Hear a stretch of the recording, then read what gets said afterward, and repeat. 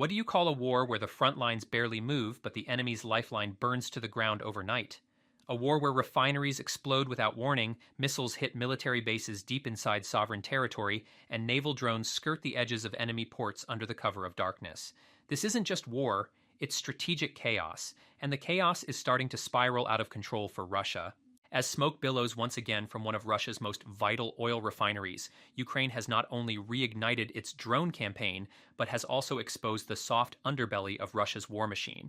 Putin's regime, already staggering under the weight of over 1 million casualties, is now watching helplessly as its economy, military infrastructure, and diplomatic maneuvering begin to unravel. This war is no longer just being fought on the battlefield, it's being fought in refineries, ports, markets, and in the very fabric of Russia's internal stability. Let's break it down. In a stunning escalation of its summer drone campaign, Ukraine has struck the Eypsky oil refinery located in Russia's Krasnodar region. This wasn't just a symbolic hit. The UAV strike directly impacted a distillation unit, one of the most vital pieces of equipment in oil processing, triggering a massive blaze that raged well into the next day. The Eypsky facility processes around 6.25 million tons of oil annually, largely for domestic Russian consumption. It fuels both military operations and the Kremlin's already fragile economy. This marks the fourth reported attack on the facility since Russia launched its full-scale invasion, and it's the third major successful refinery strike this month alone. The timing of the strike is far from coincidental. It came within 48 hours of Vladimir Putin's ultimatum. That peace would only come if Ukraine withdrew from its own territory and gave up joining NATO. Ukraine's response? Drones, fire, and fury. These latest drone strikes reveal a critical shift in Ukrainian strategy. From April to June, Ukraine paused its UAV operations as it entered 3 rounds of direct peace negotiations with Russia. But it became increasingly clear that the Kremlin had no intention of seeking peace. Instead, Russia's aim was to delay, distract, and buy time. Their goal? Pause the attacks long enough to reinforce oil infrastructure and continue the ground invasion uninterrupted. But the moment talks collapsed, Ukraine's drones returned, and with brutal efficiency. This time, Kyiv isn't falling for the same trap. The renewed strikes signal that Ukraine is now acting with sharper intent, no longer waiting for fake diplomacy to dictate its tempo. The refinery wasn't the only target. Ukraine struck a Russian artillery brigade base in Slavyansk, hitting military unit 61661 directly. Simultaneously, Russian coastal defenses in Novorossiysk, the strategic port city south of the refinery, were forced to repel a naval drone assault. Sirens screamed across the coastline as air defenses activated, and multiple explosions were reported near the new base of the Black Sea Fleet, relocated here after Ukraine pushed them out of Crimea's Sevastopol. This wave of precision strikes signals something bigger. Ukraine is now targeting the Kremlin's logistics and naval capabilities, aiming to dismantle Russia's offensive depth piece by piece. On the ground, Russian forces have managed only minor consolidations, such as in Udakny and Novomilivka near the Pokrovsk sector. But even these are hollow victories. Ukraine's general staff confirms that their forces have been holding Russian advances for over a year in this sector. A year ago, Russian troops were only 20 kilometers away from Pokrovsk. 1 year later, they've barely budged. Even if they continued at this pace across Ukraine, they'd still need to push through another 600 kilometers to reach Kyiv, something increasingly unrealistic as Russia bleeds manpower and machinery. The supposed momentum is illusionary. This isn't a blitzkrieg. It's a bogged-down, grinding mess. In Tolstoy Yar, Russian troops are now avoiding head-on attacks due to difficult terrain and close-quarters urban combat. Instead of fighting forward, they've taken a rear-entry approach to try and outflank Ukrainian positions from the north. But there's a problem. They now face not just the Ukrainian army, but the Vovcha River, a natural defensive barrier. Russian forces are slowly cornering themselves into terrain that will sap their strength and stall their progress, if it doesn't break them entirely. Ukraine's growing technical advantage is also becoming clear. One scene from the front lines shows the vaporization of a fully loaded Russian BM-21 Grad multiple launch rocket system.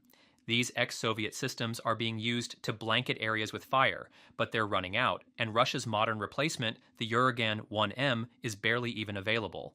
Only a handful of Uragan 1Ms exist. At over $2 million each, they're too expensive to mass produce, and the only one deployed in Ukraine has already been destroyed.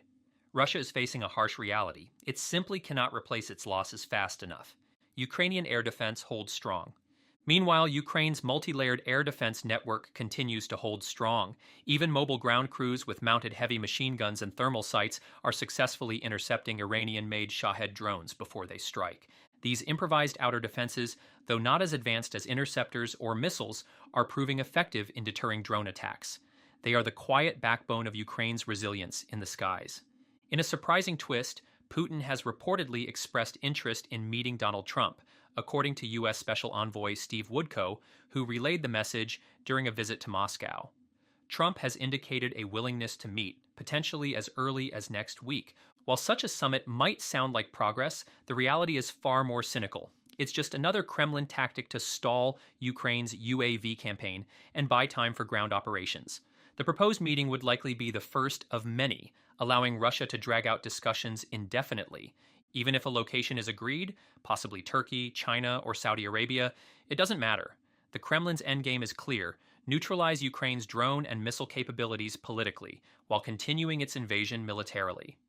Putin's supposed peace plan is based on a condition Ukraine will never accept: withdrawing from its own sovereign territories and abandoning its NATO aspirations. It's the same offer cloaked in different language, every time. If Russia can stop Ukraine from launching long-range UAVs and homegrown ballistic missiles, it keeps its refineries, air bases, and rail lines safe. That's the true objective. Every peace talk is just a political move to halt Ukrainian attacks where it hurts Russia the most, deep behind its own lines. But this time, Ukraine isn't playing along, and the world is watching. Recent footage shows heavy Russian equipment being moved into the so-called Special Military Operations Zone. But it's not the fearsome display of modern warfare Russia might hope for. Instead, we see old T-62 tanks and BMP-1 infantry vehicles, some barely patched together from decaying Soviet-era stock. Many are equipped with absurd-looking drone huts, makeshift cages designed to deflect FPV drone strikes. These contraptions have proven useless in real combat. It suggests there's no meaningful feedback between Russia's frontline soldiers and those refurbishing equipment back home, or perhaps no feedback at all. Away from the battlefield, Russia's domestic economy is bleeding. The country's largest cement producer just switched to a 4-day work week, citing a record drop in demand and an influx of cheaper imported cement. Major automakers are doing the same, downsizing and pushing out vehicles that no longer include airbags, air conditioning, or radios, even on top-tier models. Russian executives are now publicly suggesting that drivers don't need air conditioning. The domestic auto industry is being crushed by Chinese alternatives, and the Kremlin has no leverage to block imports without angering Beijing. Meanwhile, oil tax revenues fell 33% in July compared to last year. Total oil and gas revenues dropped 27%. Global prices are dipping, and sanctions are squeezing the Kremlin where it hurts most, in the wallet. And then, the most chilling economic figure of all, Russia's funeral services market has posted 16% growth in the first half of 2025, with over 500 million USD in revenue and nearly 20% more companies registered compared to the same time last year. This booming sector operates largely off the books, in a market riddled with corruption, unreported income, and bribes. It's a reflection not just of war losses, but of a society increasingly defined by death, managed by a crumbling system. So what does it all mean? It means Russia is losing more than just soldiers and tanks. It's losing time, it's losing territory, and it's losing control. The front lines are stagnant, but behind them, Ukraine's drones and missiles are reshaping the entire landscape of war, striking where it hurts, hitting hard, and forcing the Kremlin to scramble for answers. The real war is no longer just fought on trenches or through artillery. It's a battle of attrition, technology, deception, and economic survival. And at this rate, Ukraine isn't just defending its land, it's pushing Russia closer to the edge of a geopolitical collapse.